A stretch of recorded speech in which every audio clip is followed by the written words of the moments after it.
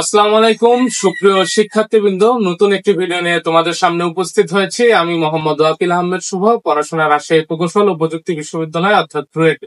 ভাইয়া, আজকে তোমাদের সামনে যে বিষয়টা নিয়ে কথা বলতে আসছি সেটা হচ্ছে নোয়াখালী সায়েন্স অ্যান্ড টেকনোলজি ইউনিভার্সিটিতে অর্থাৎ নোয়াখালী বিজ্ঞান ও প্রযুক্তি বিশ্ববিদ্যালয়তে কম মার্কে চান্স। তো আমি এই কথাটা বলার কারণ কি এক্স্যাক্টলি ভাইয়া, আজকে থেকে আমাদের হচ্ছে প্রত্যেকটা ভার্সিটির আলাদা আলাদা করে ভিডিও দেওয়া শুরু হবে। অর্থাৎ হচ্ছে কোন ভার্সিটিতে কতগুলা সিট আছে, তারপর হচ্ছে কিভাবে কোন সাবজেক্টের রিকোয়ারমেন্ট কি, কত পাইলে চান্স পেতে পারি, এই ধরনের যে কথাবার্তা আমরা এগুলা নিয়ে মোটামুটি আলোচনা করব। তো আজকে তারই ধারাবাহিকতায় শুরু করলাম আমরা নোয়াখালী বিজ্ঞান ও প্রযুক্তি বিশ্ববিদ্যালয় দিয়ে। তো ফার্স্টে ভাইয়া দেখে নিব এটার আসন সংখ্যা কত। তো এটার টোটাল আসন সংখ্যা হচ্ছে 1478টা ভাইয়া, যার মধ্যে এ ইউনিটে 850টা, বি ইউনিটে 449টা, সি ইউনিটে 179টা। এ হচ্ছে মোট আমার 1478টা আসন। এখন ভাইয়া দেখো, আমরা হচ্ছে নর্মালি এ ইউনিটের সাবজেক্ট গুলো নিয়ে কথাবার্তা বলতেছি। তো দেখো, এই ইউনিটে সিএসসি অর্থাৎ কম্পিউটার সায়েন্স ইঞ্জিনিয়ারিং এর সিট সংখ্যা 50টা, অ্যাপ্লাইড কেমিস্ট্রির সিট সংখ্যা 50টা, ইপোলির সিট সংখ্যা হচ্ছে 40টা, তারপর সফটওয়্যার ইঞ্জিনিয়ারিং এর হচ্ছে 35টা, ইনফরমেশন অ্যান্ড কমিউনিকেশন ইঞ্জিনিয়ারিং এর 50টা, অ্যাপ্লাইড ম্যাথের 50টা, পরিসংখ্যানের 50টা এবং ফার্মাসির 30টা সিট আছে ভাইয়া। এরপরে দেখো, মাইক্রোবায়োলজির 45টা, বায়োকেমিস্ট্রির 40টা, বায়োটেকনোলজির 45টা, ফিশারিজ এর 50টা, ফুড টেকনোলজির 35টা, ইনভায়রনমেন্টাল সায়েন্সের 45টা, কেমিস্ট্রির হচ্ছে 30টা, এগ্রিকালচারের 50টা, জুলজির 30টা, মৃত্তিকার 30টা এবং হচ্ছে পরিবেশ বিজ্ঞানের 30টা। এই হচ্ছে টোটাল 850টা সাবজেক্ট।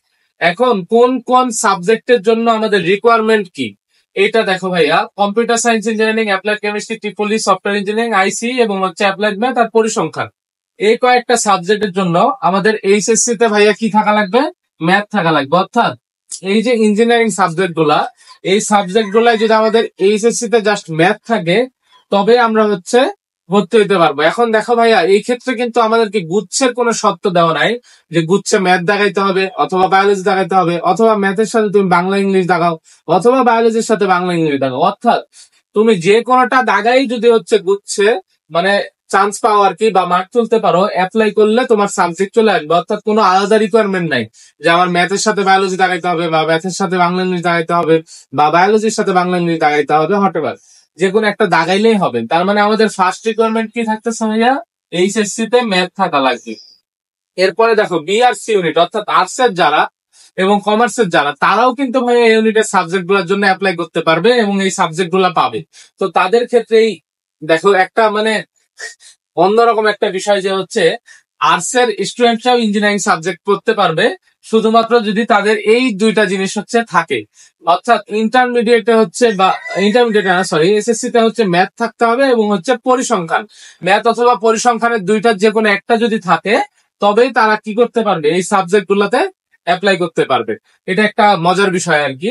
তো এরপরে দেখো ভাইয়া, যেটা ফার্মেসি, এই ফার্মেসির জন্য একটা আলাদা রিকোয়ারমেন্ট দেওয়া আছে আমাদের যে এইচএসসি তে আমাদের ম্যাথের সাথে বায়োলজি থাকা লাগবে, মাস্ট বি, তবে আমরা হচ্ছে ফার্মেসি পাবো। তারপরে দেখো, মাইক্রোবায়োলজি, বায়োকেমিস্ট্রি, বায়োটেকনোলজি, এই তিনটা সাবজেক্ট পাইতে হলেও আমার এইচএসসি তে শুধুমাত্র জীববিজ্ঞান থাকতে হবে। অর্থাৎ গুচ্ছে যে আলাদা করে জীববিজ্ঞান দাগায় চান্স পাইছি কিনা এগুলো ডাজেন্ট ম্যাটার, আমার এইচএসসি তে বায়োলজি থাকলে আমি এই সাবজেক্ট গুলা পেতে পারি।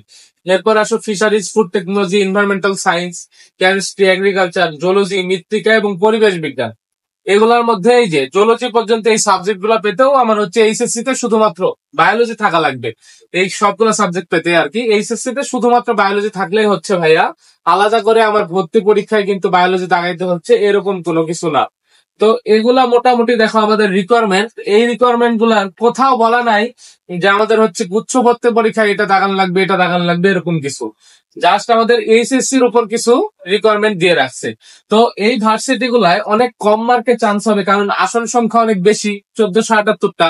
এবং দেখা যাবে, আমি যদি এক্স্যাক্টলি তোমাদেরকে বলি, তোমাদের যাদের মার্ক 48 প্লাস আছে ভাইয়া, 55-56 যারা পাবা তারা তো শিওর চান্স পাবা ইউনিভার্সিটিতে, এবং 48 প্লাস যাদের মার্ক আছে তারা যদি ইউনিভার্সিটিতে অ্যাপ্লাই করো ভাইয়া, তোমাদেরও চান্স পাওয়ার পসিবিলিটি হিউজ।